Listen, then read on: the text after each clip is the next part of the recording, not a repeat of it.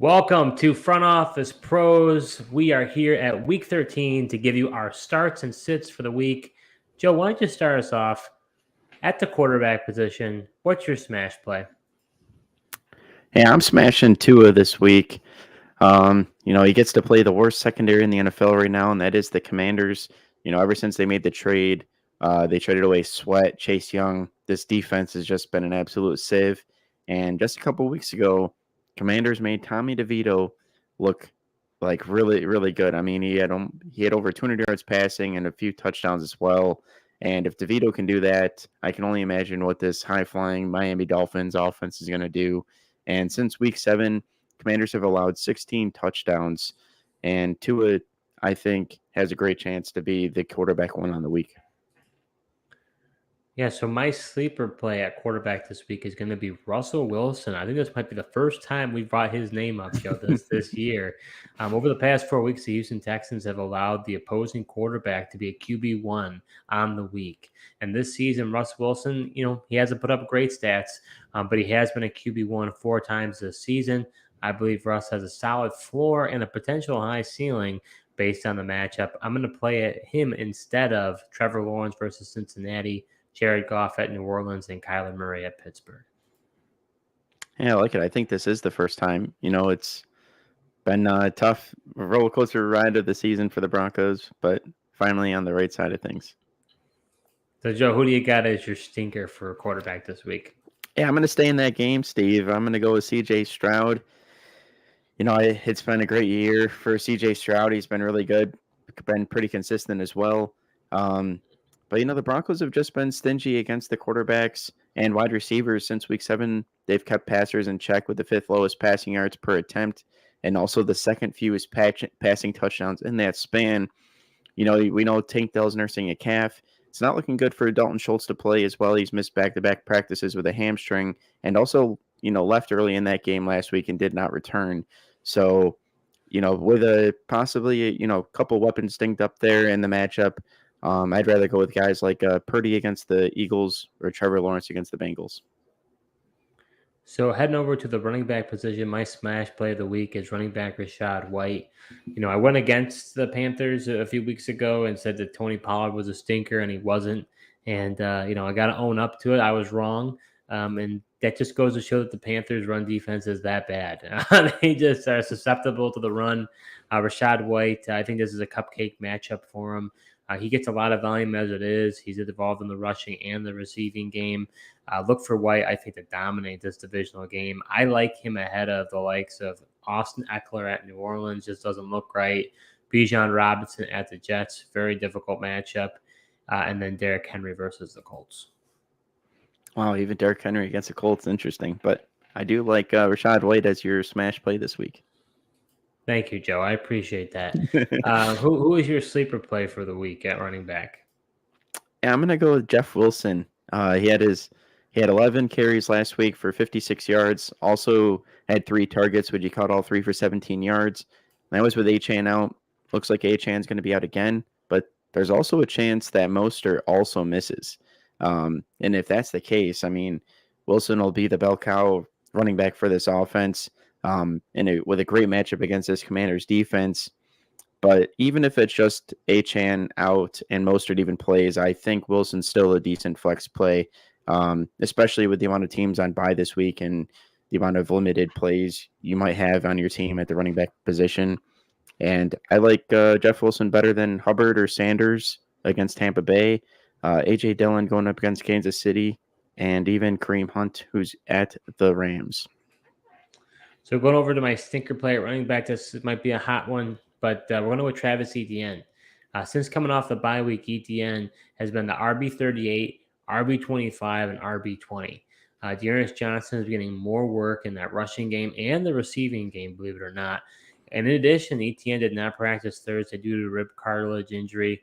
They're playing Monday night. You got to be really careful about holding out for him in the event. Maybe he doesn't even play. Bengals are an okay matchup on paper, but I have a feeling that Etienne could be a disappointment this week. I would rather play the likes of Zach Moss at Tennessee, Javonte Williams at Houston, and Kyren Williams versus the Browns, even though that's a tough matchup. But Joe, who do you have going over to the wide receiver position as your smash play? Yeah, I'm gonna go with Brandon Ayuk. I think Brandon Ayuk is gonna smash this Eagles secondary in the revenge game for the 49ers from the playoffs last year, where Brock Purdy, got dinged up in the game and they just couldn't compete without him. Ayuk is the deep threat for the 49ers passing attack, and the Eagles have been giving up big plays in their secondary. Since week 7, the Eagles are tied for the most receiving touchdowns allowed to the perimeter wide receivers. And Ayuk has also caught a touchdown pass in 3 straight games. Really like this matchup, and I like him better than Evans, Michael Pittman, and Keenan Allen. I already know you think the 49ers are going to walk all over the Eagles and show they're the best team in the league. I already can see it now. I wouldn't say walking all over, but I do like the 49ers in the game. I think they're going to potentially out physical them. All right, Joe, I got a wild one for my sleeper play of the week, and it's going to be Jerry Jeudy. I know I'm saying Jerry Jeudy. It might be crazy, but if you need a dart throw, I think Jeudy may be the guy. Jeudy has yet to be a wide receiver one on the year. He hasn't been on the same page with Russell Wilson. He just really has been a major disappointment. In some leagues, he's probably not even on anybody's roster. In other leagues, he's buried on your bench. If you have him, I would play him. I think he's got a great matchup. I would play him ahead of the likes of Drake London at the Jets, Christian Watson versus the Chiefs, and Chris Godwin versus Carolina. Yeah, Jerry Jeudy definitely has been disappointing, but I do think if there's ever a game he's needed and potentially used, it could be this matchup. So, Joe, going over to the stinker play at receiver, who is it? Yeah, I'm gonna go with Puka Nacua. I just think he could be in for a down game against the Cleveland defense, which has been pretty stingy. I know the Broncos were able to move the ball against them last week, but I'm not so sure that the Rams will be able to, especially with their O-line. I think the Broncos O-line is better and played a big part in them slowing down Myles Garrett in that pass rushing attack. Not sure the Rams will have that same success. And even if Ward is out again, the Browns have decent enough corners that I think could also help slow down Nacua and Kupp in this passing attack.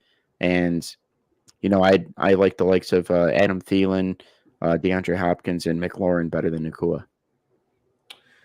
So going over to the tight end position, my smash play of the week is Dalton Schultz. Now, I know he may not play due to that hamstring injury. He only played at 48% of the snaps this past week. But if he does play, I believe he will smash against your Denver Broncos, Joe. Although they have been better, they have allowed a tight end one finish over the past 3 weeks as they are vulnerable over the middle. So for me, I would fire him up. You have to monitor his situation, but I would play him ahead of the likes of Evan Ingram versus Cincinnati. Pat Freiermuth after his crazy day last week, but him against Arizona, and then David Njoku at the Rams. Wow, still firing up over Pat Freiermuth, versus the Cardinals, in which they gave up all the 2 touchdowns to Tyler Higbee, who hadn't been used all year.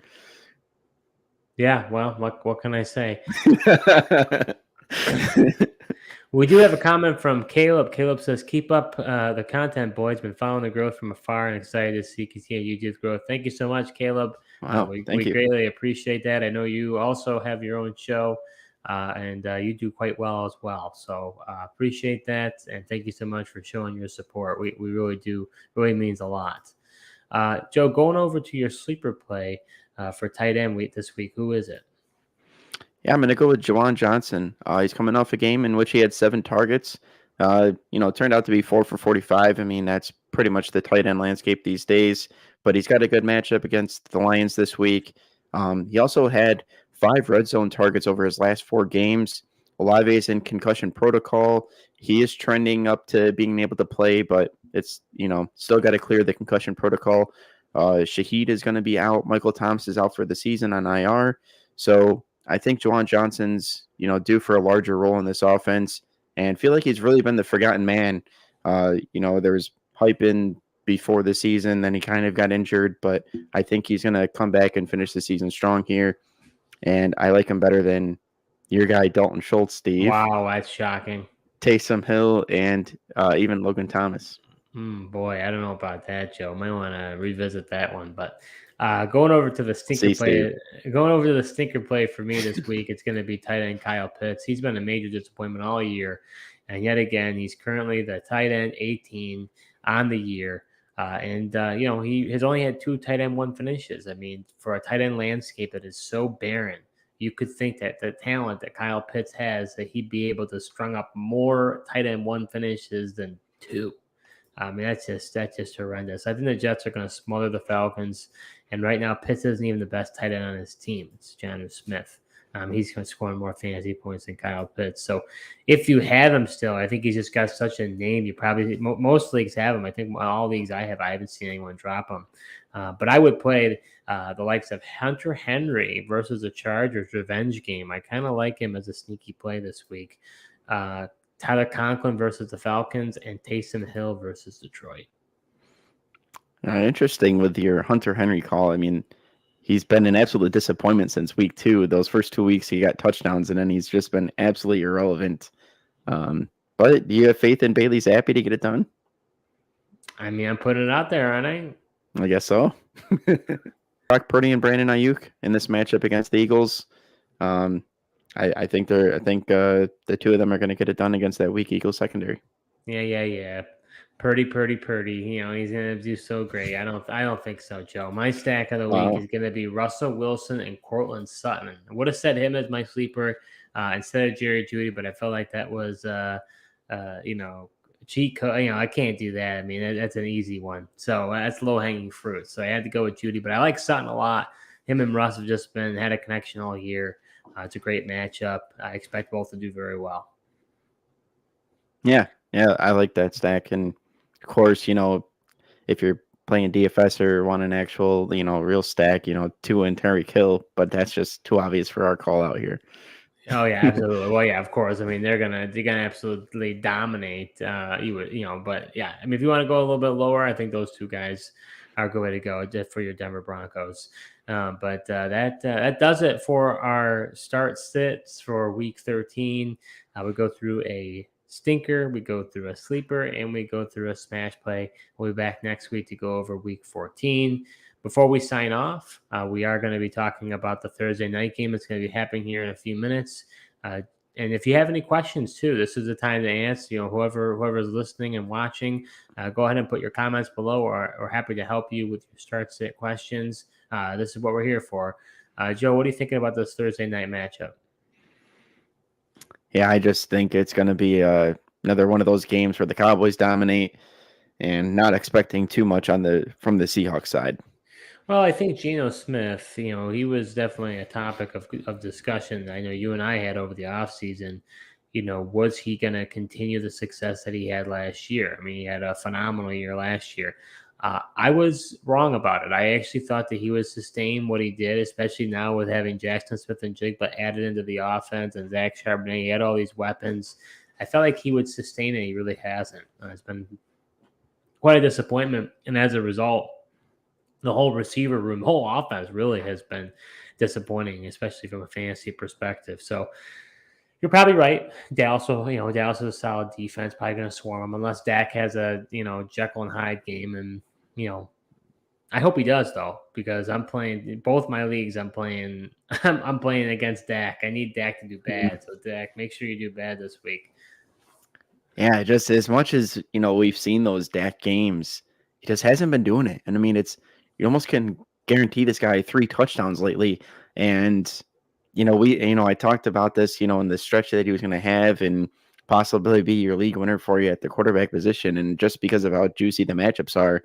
And I just don't know if this Seahawks defense can get it done and slow down the offense.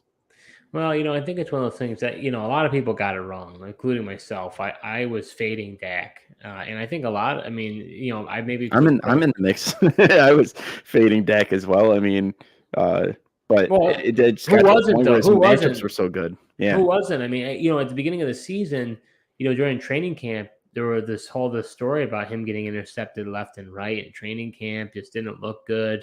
You had Kellen Moore leaving the offense. Then Mike McCarthy really kind of taking over the play calling and the reins, and him talking about how he wants to run the football. So it's like all of that narrative-wise did not look good for Dak. I mean, to me, losing Kellen Moore was going to be a bad thing for him. And going back to Mike McCarthy, I didn't really have a lot of faith in that. Obviously they brought in Cooks, which we like, okay, who knows what he's going to be. But he's been a heck of a lot better than I thought he was going to be. I think maybe what we missed was that that secondary is so good, especially Deron Bland coming out of nowhere, having all these picks and pick sixes. So, but yeah, no, he's been great this year. I mean, you're definitely firing him up. But I've not been a big Pollard guy all year, but I mean, I think you're probably firing up Dak, Pollard, CD, maybe Cooks as a sleeper type of play there, as well as Ferguson. I think you're firing all those guys up. Yeah, with the way Cooks has been involved in those deep plays and potentially getting the touchdowns, I mean, I think he's definitely worth a flex play, especially given there's 6 teams on bye this week. You could be looking for somebody to throw in there, and I think you could do a lot worse than Brandon Cooks tonight. And I'm on the Seahawks side. That's a tough one. I mean, I think I'm not starting Geno. I mean, are you starting really anybody? I mean, I'm starting Charbonnet. I feel like I had to. I got so many bye. That's the thing. I think so many bye weeks. You're gonna have to probably start a few of these guys. I think probably Charbonnet if you have to play him. But honestly, You're not starting DK or Lockett. I prefer to play nobody from the Seattle side. Okay, so you think it's going to be a trounce? Yeah, I just don't have any faith in Geno Smith. I honestly don't know how healthy he is either. I know he gutted it out and played against the 49ers last week. But just this, I don't know, the secondary for the Cowboys right now. I mean, you mentioned it. Deron Bland's locking things down. Gilmore on the other side. And the pass rush that the Cowboys have as well. I don't know. I think Charbonnet is definitely worth a flyer just because he's going to get a lot of work between the rushing and the passing game. But I wouldn't really trust anyone else. So that does it for our Starts and Sit show going live. Thank you so much for watching, and we'll be back next time.